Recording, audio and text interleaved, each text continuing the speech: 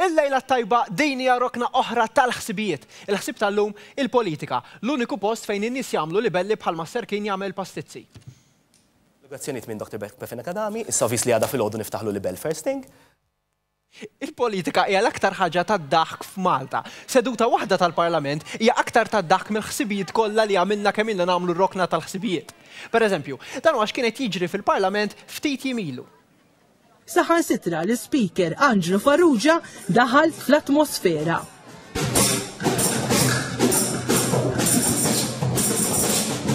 Mument ħelu kien meta rajna deputat Anthony Agius De Celis u deputat David Agius idoqqu strumenti vari mal-mużika tal-bolero. Għal darba li lin mid-dibattiti parlamentari il-mużika ġabet dbissima fuq fom kulħadd.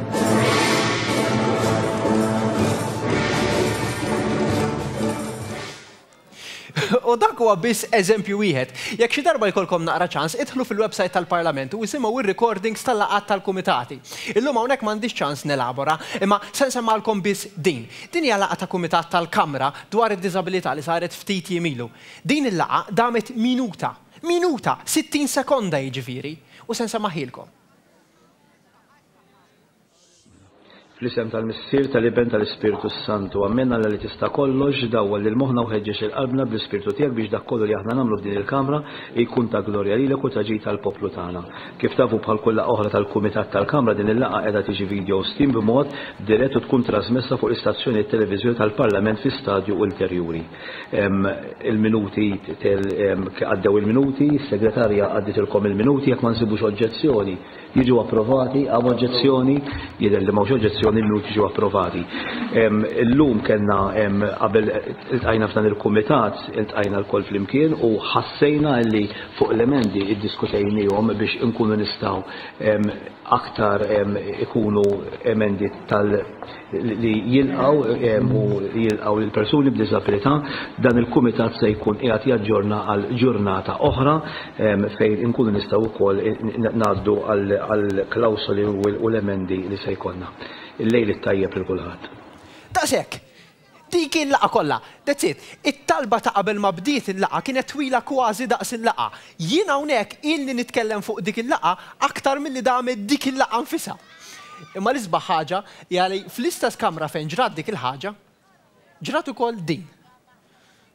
Istħi, sur istħi, kap tal-oppozizjoni, missek tistħi. You are not fit for purpose. Istħi, sur President, istħi. You are not fit for purpose. La għajda f'opposition u laqqas għal-Prim Ministru. Istħi. Honorable Ministru. Shame on you. Il-pajis kollu. Honorable Ministru. It's for microphone ta' Ministru. Meta għalek iqaf, ġifiet it-tijaf, mux tibqa tajja. It-tijaf. Tfal, meta tkunu d-dottrina u jgħidulkom jekk tippunta subajk lejn xi ħadd ikollok tlieta jippuntaw lejk għal dak il-filmat ikunu qegħdin jirreferu. U mhux hekk biss, dari kien ikollna nużaw l-atlas biex inkunu nafu fejn huma l-pajjiżi tad-dinja.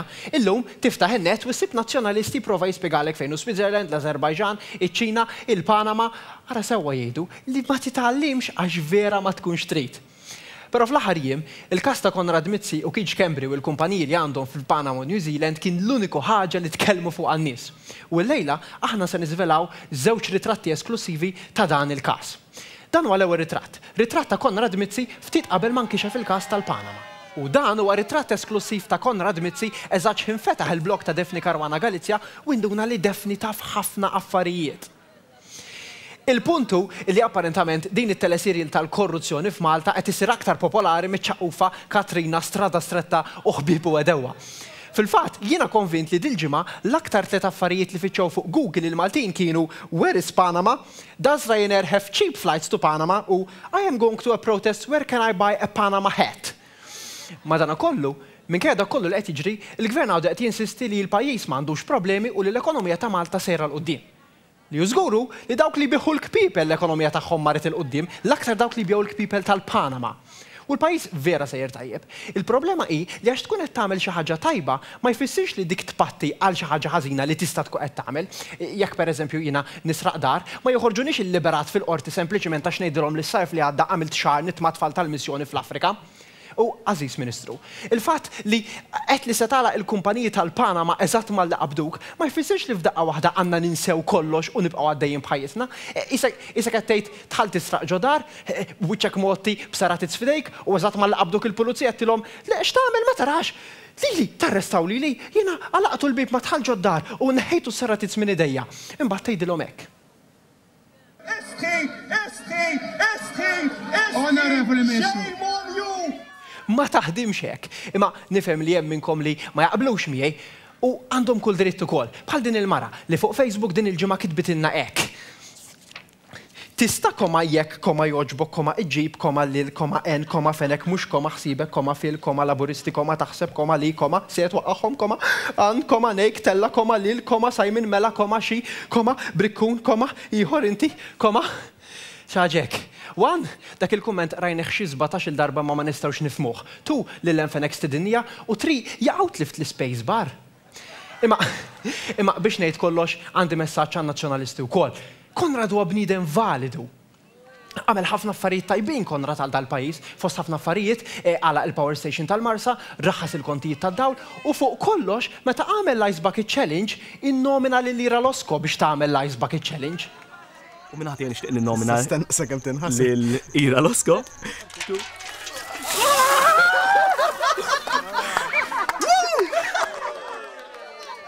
Għax nejdu kif inni, xem mizbaħ mill-li tara li Ira Losko tixxarrab fuq il-television. Grazzi Konrad, grazzi mill-qalb.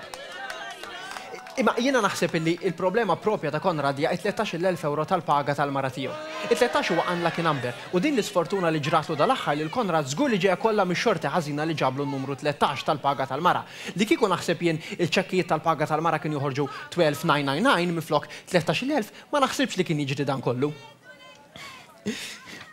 U kif qegħdin fija għandi it-tieni appell għan-nazzjonalisti. Jekk jogħġobkom iqfu għejdu kontra l-Azerbajġan. Ma jaqblilniex niġġieldu mal-Azerbajġan għax dak huwa l-uniku pajjiż li qed jagħtina 12 points fil-Eurovision. Imma l-Panama dak mhumiex qegħdin fil-Eurovision, u allura nħoss li nista' naqlalhom kemm irrid. Il-Panama huwa fixi ħafna, fixi għax fih il-korruzzjoni, fixi għaliex imorru n-nies korrotti fih, fixi għal ħafna affarijiet, fixi anke minħabba l-asfur nazzjonali. Arawh, dan u l-asfur nazzjonali tal-Panama, isu l-Godfather, għall-ħares tiġi wiċċ miegħu għax jkollok wiċċek.